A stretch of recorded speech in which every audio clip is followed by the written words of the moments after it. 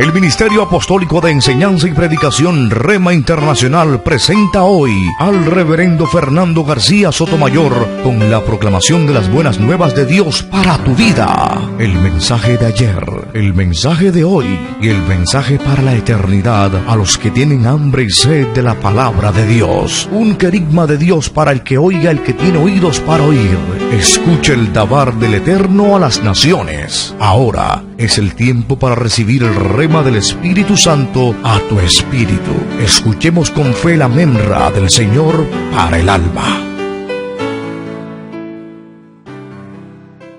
Dice la palabra de Dios en la segunda carta del apóstol Pablo a los Corintios, capítulo número 3, los versículos 4 al 6. Segunda carta a los Corintios, capítulo 3, versículos 4 al 6. Leo la Sagrada Escritura en el nombre del Padre, y del Hijo, y del Espíritu Santo. Y tal confianza tenemos mediante Cristo para con Dios. No que seamos competentes por nosotros mismos, para pensar algo como de nosotros mismos, sino que nuestra competencia proviene de Dios, el cual asimismo nos hizo ministros competentes de un nuevo pacto, no de la letra, sino del Espíritu.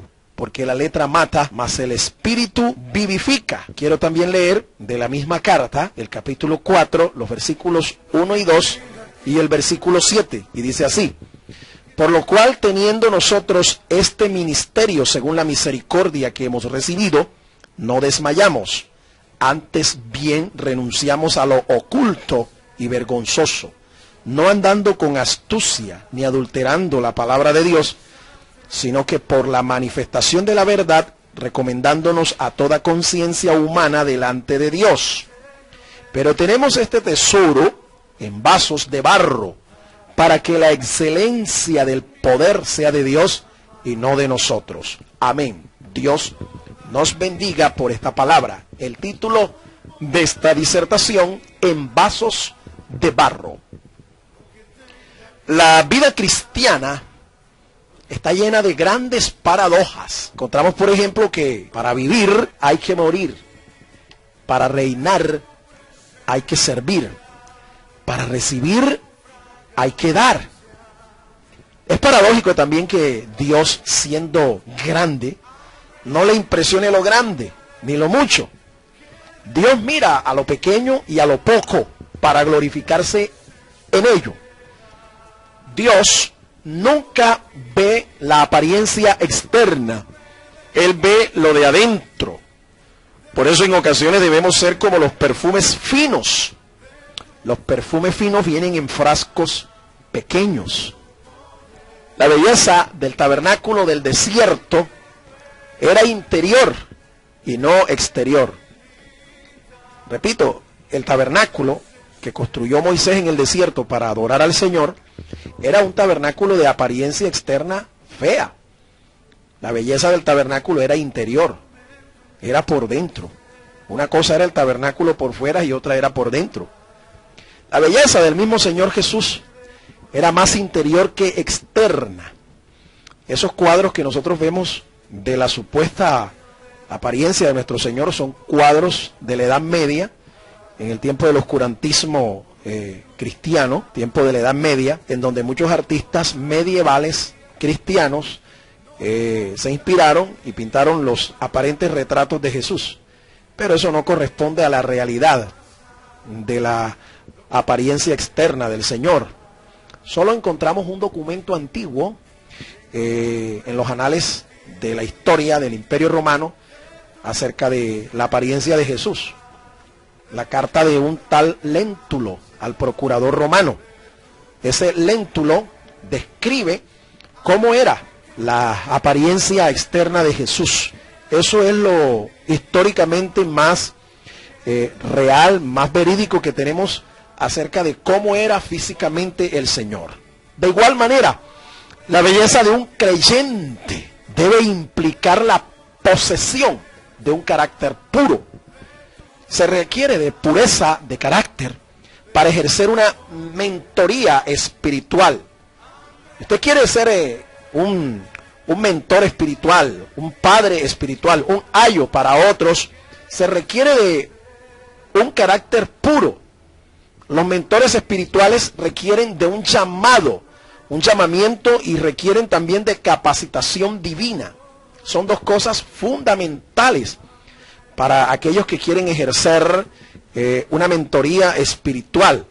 Deben ser llamados por Dios y deben capacitarse para ejercer eficazmente este llamado. Mientras el mundo llama a los capacitados, Dios capacita a los que llama.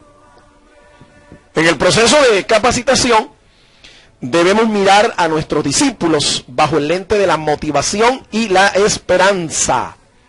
Nunca menosprecie a un discípulo suyo por la apariencia externa que hoy presenta. Mírelos, motívelos, mírelos con esperanza, motívelos para que ellos lleguen a ser lo que Dios desea que ellos sean.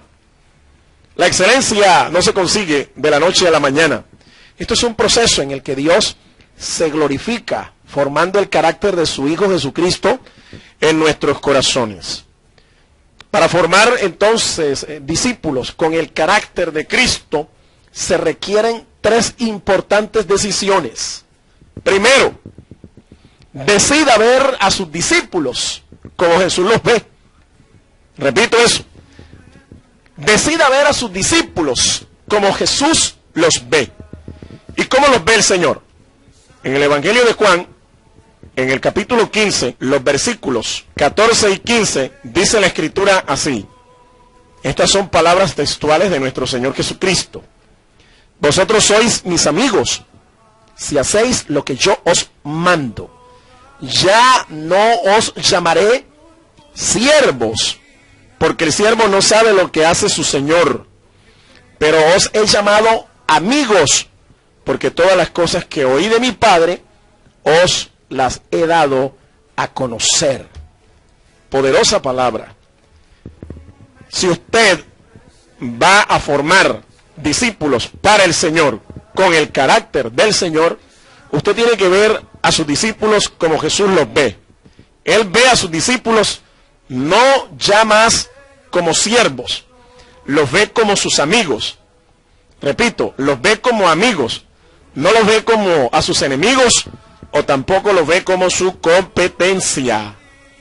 Es importante eso. Hay algunos ministros que temen cuando algunos de sus discípulos, el Señor comienza a usarlos. El Señor comienza a glorificarse en las vidas de ellos. El Espíritu Santo comienza a manifestarse en sus vidas de una manera sobrenatural. A algunos les incomoda y entonces ven que el discípulo puede superarlo, cuando debe ser motivo de alegría que usted vea que sus discípulos se desarrollan espiritualmente, crecen espiritualmente, maduran espiritualmente y, ¿por qué no?, llegan a ser mejores que usted. Aunque usted fue su maestro, ellos como discípulos pueden llegar a ser mejores que usted mismo. Jesús no veía a sus discípulos como competencia, o tampoco los veía como sus enemigos. No, tampoco ni siquiera como sus siervos. No llamó a sus discípulos para que fueran sus siervos, sus servidores, o como comúnmente se dice, sus mantecos o melegos. No, Jesús los llamó amigos, consiervos de él. En el libro de los Proverbios, el sabio Salomón describe cómo debe ser la amistad de un verdadero amigo. En el capítulo 17 y el versículo 17 dice la palabra de Dios: en todo tiempo ama el amigo y es como un hermano en tiempo de angustia. Así veía el Señor a sus discípulos. Los veía como sus hermanos, los veía como sus amigos. Por eso compartió con ellos todo lo que pudo, por eso se invirtió en ellos, por eso Él no midió, escúcheme, no midió para dar de su gracia, de su plenitud, no midió, no la dio por medida. Él se dio completamente a sus discípulos. Fueron 3 años y medio de formación, fueron 3 años y medio preparándolos, fueron 3 años y medio compartiendo con ellos.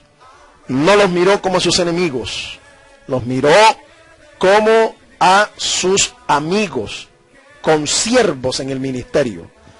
Él confió en sus discípulos. Él confió en ellos. Por eso les entregó la gran comisión, porque confió en ellos. Nadie que confíe en otra persona, no le va a entregar todos sus tesoros, no le va a entregar todos sus dones, no le va a entregar todos sus sueños, sus anhelos. Si Jesús no hubiera confiado en sus discípulos, no les hubiera dado la gran comisión, ni mucho menos les hubiera enviado el Espíritu Santo de Dios. No lo hubiera enviado, pero Él confió en ellos. ¿Sabes? Tú debes entender en tu corazón que el Señor confía en ti. Él confía en ti. Confía en lo que tú puedes llegar a hacer en sus manos.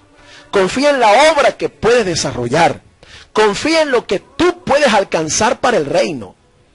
Él nos ofrece su conocimiento y sus dones. Fíjese, todo lo que Jesús sabía acerca del Padre, todo lo que Jesús sabía acerca del reino, todo lo que Jesús sabía acerca de las Escrituras, Él lo compartió con sus discípulos.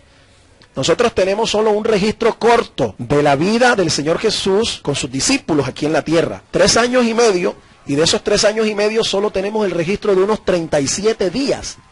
Los evangelistas Mateo, Marcos, Lucas y Juan solo describen unos 37 días en los que el Señor manifestó su poder y gloria, pero fueron 1260 días, 3 años y medio aproximadamente. La pregunta es, ¿y entonces qué otra cosa hizo el Señor con sus discípulos el resto de esos días?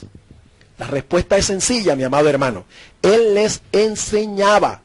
Él les enseñaba.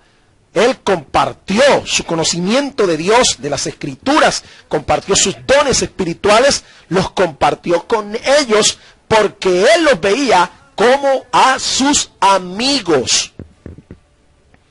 No se confunda usted.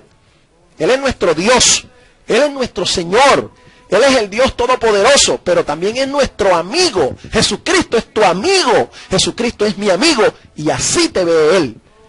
Y si tú decides realmente ver a tus discípulos como Jesús los ve, ellos van a llegar a ser grandes siervos del Señor, grandes amigos del Señor. El título de siervo es un título muy digno en las Escrituras. Se le llama siervo a grandes hombres como Moisés, Abraham y muchos otros, David y otros más. Pero el título de amigo se lo dio solamente Dios a Abraham. Abraham fue llamado el amigo de Dios. Y Abraham es un hombre en las Escrituras de una gran talla espiritual, un hombre insigne en las Escrituras. Abraham, ¿sabes? Él también quiere llamarnos como llamó a Abraham. Quiere llamarnos a ti y a mí sus amigos. Número 2.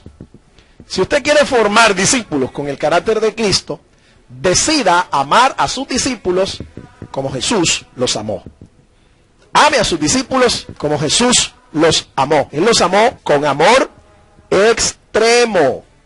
Los amó con amor extremo. En el Evangelio de Juan, en el capítulo 13, escuche lo que dice la palabra de Dios. Esto nos alienta el corazón. En medio de situaciones tan difíciles como usted y yo vivimos en la vida cristiana, estas palabras nos animan el corazón, nos alientan. Dice en el capítulo 13 y el versículo 1, antes de la fiesta de la Pascua, sabiendo Jesús que su hora había llegado para que pasase de este mundo al Padre, como había amado a los suyos que estaban en el mundo, los amó hasta el fin. Los amó hasta el fin. Eso se llama amor extremo. ¿Usted cree que Jesús no sabía que Judas lo iba a traicionar? ¿Usted no cree que Jesús sabía que Pedro lo iba a negar 3 veces con maldición y juramento? ¿Usted cree que Jesús no sabía que sus discípulos todos se iban a escandalizar de él y lo iban a dejar solo en el momento de la decisión, en el momento de la verdad? Jesús sabía todo eso. Sin embargo, los amó hasta el fin.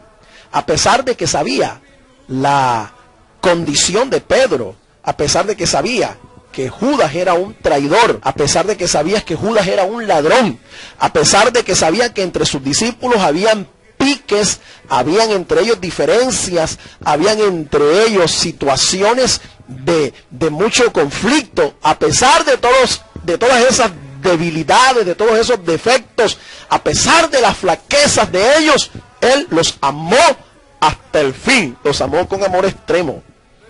Dice la Escritura, el profeta Jeremías, declarándonos lo que es el amor de Dios, dice: con amor eterno te he amado, por lo tanto te prolongué mi misericordia.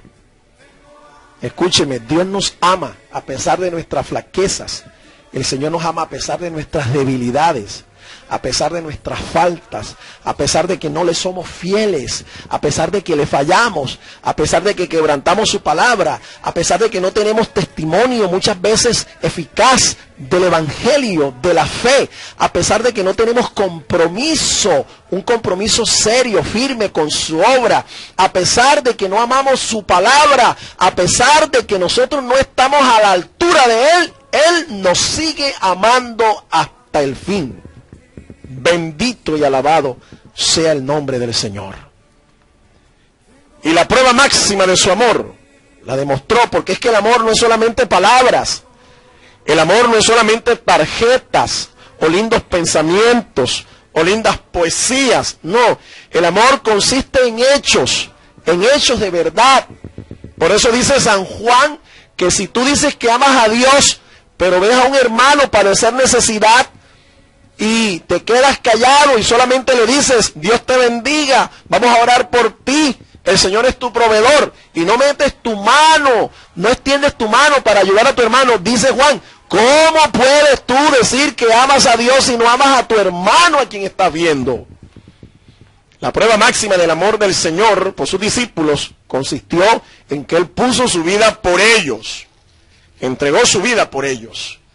En el capítulo 15 y el versículo 13 del Evangelio de Juan, dice el Señor: nadie, escúchame, Juan 15, 13, nadie tiene mayor amor que este, que uno ponga su vida por sus amigos.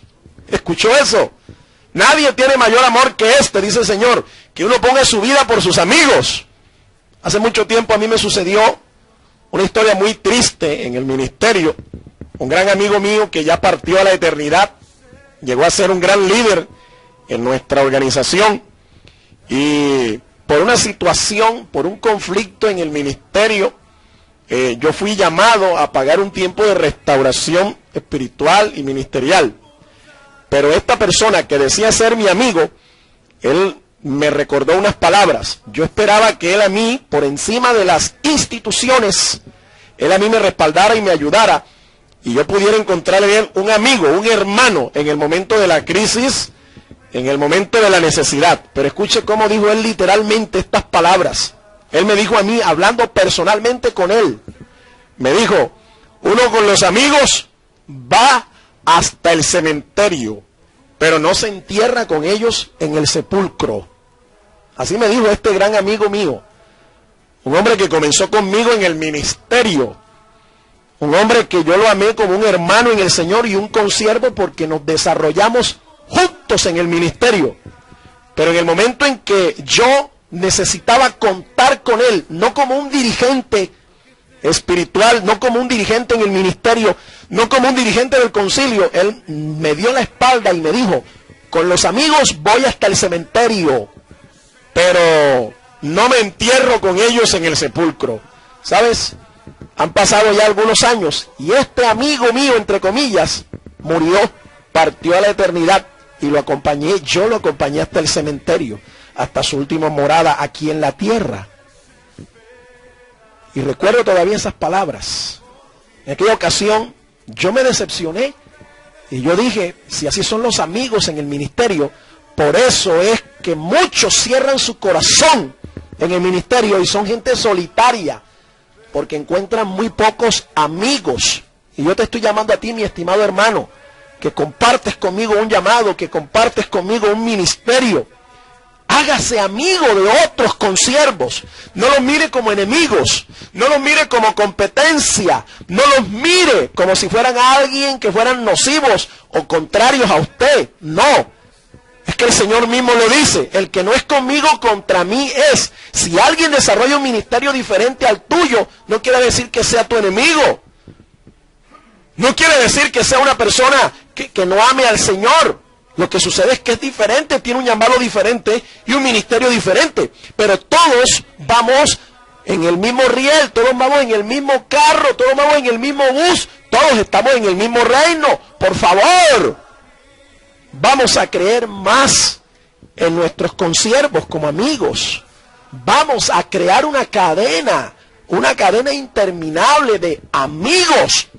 A veces las instituciones, a veces los reglamentos, los estatutos de los concilios comienzan a marcar diferencias entre unos y otros consiervos.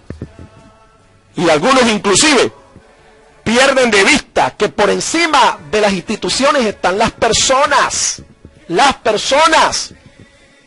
Las instituciones, mi amado hermano, son puro papel, son puro reglamento. Esos son, pero las personas son personas. Y podemos relacionarnos entre nosotros como personas y como amigos en el ministerio.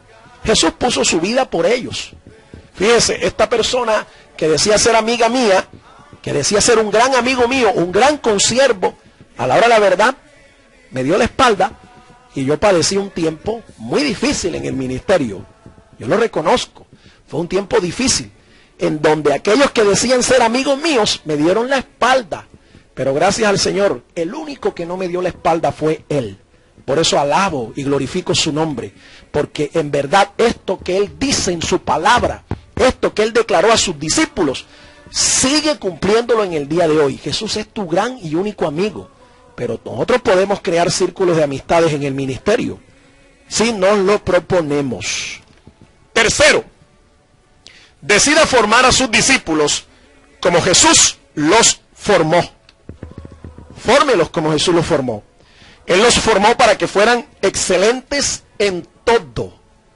Si hay algo que Jesús condenaba era la mediocridad. A Dios no le gustan las cosas mediocres, medio hechas o mal hechas. A Dios le gusta la excelencia y nos llama a eso. Un ministro de Dios debe ser excelente en todo. Excelente en su casa, excelente en sus estudios, en su preparación, excelente en su predicación, excelente en su enseñanza, excelente en sus tratos comerciales, excelente en todo, excelente en su testimonio para con los de afuera. Debe ser excelente moral y espiritualmente, excelente en el ministerio. A eso nos llamó el Señor. Él los formó para que fueran competentes para toda buena obra. Y Pablo reconoce que su competencia no venía de él. Y está hablando de un hombre que recibió instrucción rabínica y llegó a ser un rabino en Israel. Le cuento algo, para ser rabino en Israel no es cosa fácil. Pablo tuvo que estudiar por lo menos 30 años. Estudiar para ser un rabino. Era un hombre competente en el judaísmo. Sin embargo, él decía que su competencia para ser ministro de un nuevo pacto no venía de él, sino del Señor. Esta competencia lo capacitó a él para ser un ministro excelente, para toda buena obra. Pablo desarrolló los 5 ministerios, el de apóstol, el de profeta, el de evangelista, el de pastor y el de maestro, porque estaba preparado para toda buena obra. Cuando Dios te llame a ti, cuando Dios te haga un llamado al ministerio, usted tiene que ser dispuesto y prepararse y entrenarse para todos los ministerios. Para todos los ministerios. No le digas al Señor cuál es el ministerio que quieres. Más bien dígale, Señor, heme aquí, Señor, estoy dispuesto, envíame a mí, yo quiero servirte. Y ese Señor que te llama, el mismo Dios que te llama, que te da la visión, que te da la provisión, que te da la unción, ese mismo Dios te va a capacitar para toda buena obra. Por eso es necesario que usted se entrene. Por eso es necesario que usted estudie las Escrituras. Por eso es necesario que usted no se conforme con la lectura de la Biblia y de unos cuantos comentarios bíblicos. Por eso es necesario que usted se coloque bajo la cobertura y orientación de un ministerio de enseñanza capaz, de un ministerio de enseñanza ungido, de un ministerio de enseñanza legal, establecido por Dios. Él los formó en la letra y en el espíritu. Esta frase tiene varios significados. Cuando Pablo dice que Él es ministro competente, preparado para toda buena obra, ministro no de la letra, sino del espíritu. Esto representa dos grandes doctrinas en la Biblia. La letra y el espíritu representan la ley y la gracia, respectivamente. Jesús enseñó a sus discípulos en la ley, le dio una reinterpretación a la ley, pero también les enseñó lo que es la gracia, el favor inmerecido de Dios, el regalo de Dios a los hombres. Eso significa letra y espíritu. Jesús los entrenó, los capacitó. Él les reinterpretó la ley que los rabinos en Israel habían tergiversado y le habían añadido su tradición.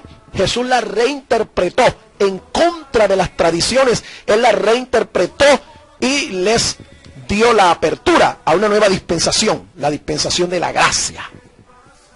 La letra y el espíritu representan también el logos y el rema. Logos y rema son dos palabras griegas.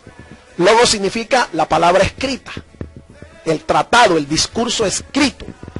Rema significa el discurso proclamado, la palabra predicada, el querigma de Dios, la anunciación de Dios, la palabra vivificada en nosotros. Eso significa el rema. Jesús no solo les dio logos, no solo les dio discurso, no solo les dio tratado, no, Él les dio también rema, palabra rema.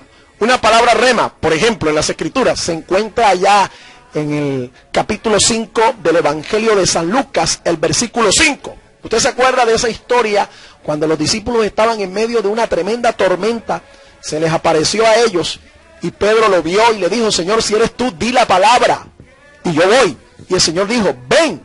Y Pedro comenzó a caminar sobre las aguas. Escuche, el milagro no era que Jesús caminara sobre las aguas. El milagro fue que Pedro caminó sobre las aguas porque él creyó en el rema del Señor, creyó en el rema de Jesucristo y sobre ese rema él caminó sobre las aguas. Eso es el rema.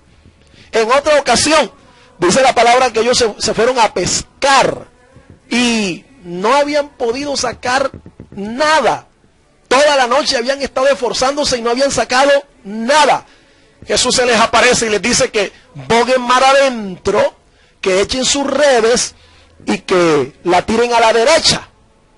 Pedro dijo: Señor, hemos pescado toda la noche y no hemos sacado nada, mas en tu palabra, mas en tu rema echaremos la red. Y efectivamente esto resultó en un tremendo milagro, una pesca milagrosa, tanto que se rompían las redes. Pedro confió en el rema del Señor, recibió el rema del Señor y vio un milagro de Dios.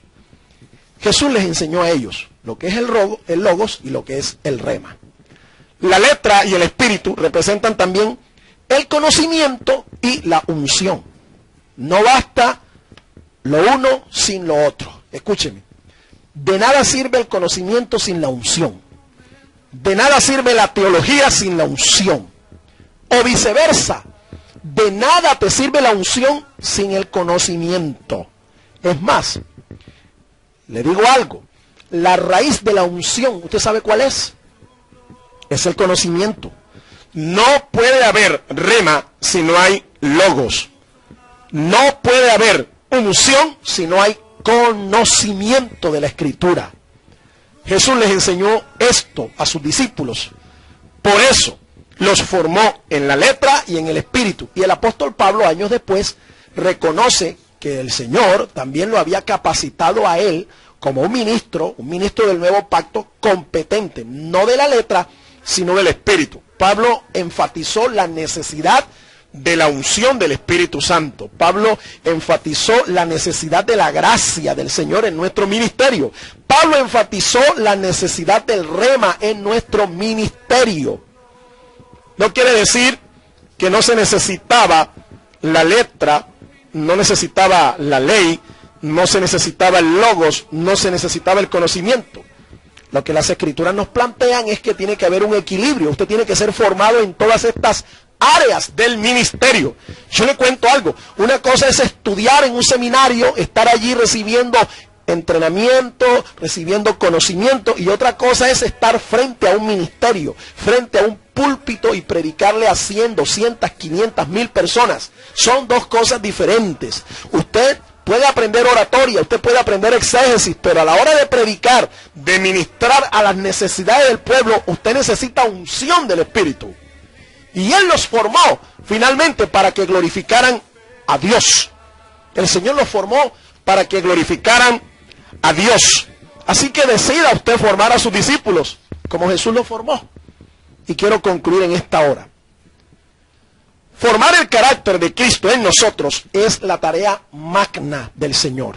Es la principal tarea del Señor en este tiempo. El Señor no tiene como prioridad en su tarea, en su ministerio. El Señor no tiene hoy en día levantar mega iglesias. Escúchame. El Señor puede levantar mega iglesias de la nada y en cualquier sitio. Pero la obra magna del Señor es formar su carácter, formar el carácter de su Hijo Jesucristo por el Espíritu Santo en cada uno de nosotros. Y en este proceso Él va a usar su palabra, va a usar su Espíritu Santo, va a usar las circunstancias y aún a sus ministros como instrumentos en sus manos para lograrlo. Dios usa a los ministros de hoy para formarnos a nosotros. Dios puede levantar obra, repito, en cualquier sitio del mundo sin importar las condiciones en un tiempo muy corto.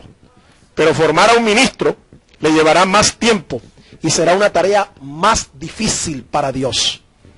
Por eso, si usted ha sido llamado a un ministerio, nunca pierda de vista que es más importante para Dios. Es más importante para Dios el obrero que la obra. A Dios le interesa más quién eres tú, cuál es tu carácter, o por encima de lo que tú hagas por Él. Este es un proceso que nos va a arrancar muchas lágrimas y nos provocará mucho dolor. Formar el carácter de Cristo en nosotros, dejar que Cristo se forme en nosotros, va a provocar muchas lágrimas y mucho dolor. Pero la recompensa es gloriosa. Veremos su bendición, veremos su poder en este proceso, veremos su recompensa en este proceso, veremos su rostro en gloria, veremos, mi amado hermano, que vale la pena servir al Señor.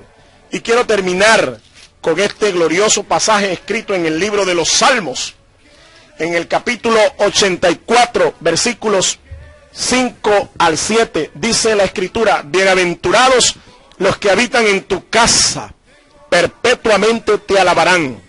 Bienaventurado el hombre que tiene en ti sus fuerzas, en cuyo corazón están tus caminos.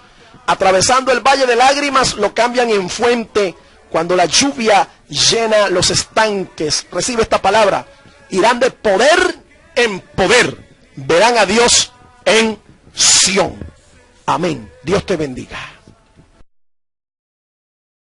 El Ministerio Apostólico Rema Internacional pone a disposición esta predicación. Ofrecemos ministración a simposios, seminarios, campañas evangelísticas, educación globalizada sana y de carácter interdenominacional. Escríbanos a ministerioremainternacional@gmail.com o llámenos al celular 316-270-7181.